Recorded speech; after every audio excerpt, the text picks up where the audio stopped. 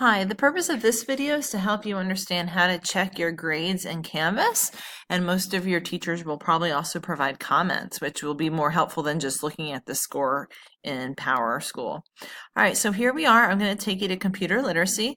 I'm logged in as a student right now. Then along the left-hand side, we're going to click on grades. Now notice over here on the right, there's also a little list of things that are happening that are due soon, coming up, and then recent feedback. So you can also see scores down here, but sadly, for instance, this student has no idea how she lost a point.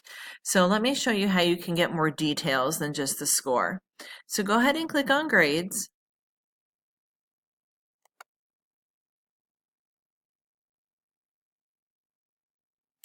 And as you can see here at this point, this student, we have 4 assignments going on. This one has not been handed in yet, and that's okay. It's not October 4th yet, but you can see some of the 3 past assignments.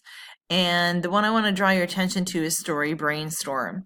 So this one, if you recall, was when you brainstormed with your group for the if-then adventures. You thought of your characters, your settings, and your problems.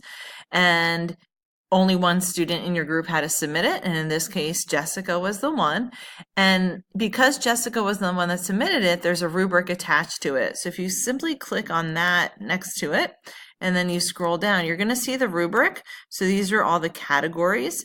This is how what they earned. You could see over here that this particular thing was worth 1 point, so they got a 1 out of 1, a 3 out of 3, a 3 out of 3, which is great. So you might be wondering, where is that point that they lost? So you can see that down here in the clear summary, they only earned a 3 out of 4, so they lost a point. And this group might be wondering, well, why? Why did Mrs. Didge take away that point? And down here is a section called Instructor Comments. So you can see they can take a moment and read those comments and make sure they understand what happened.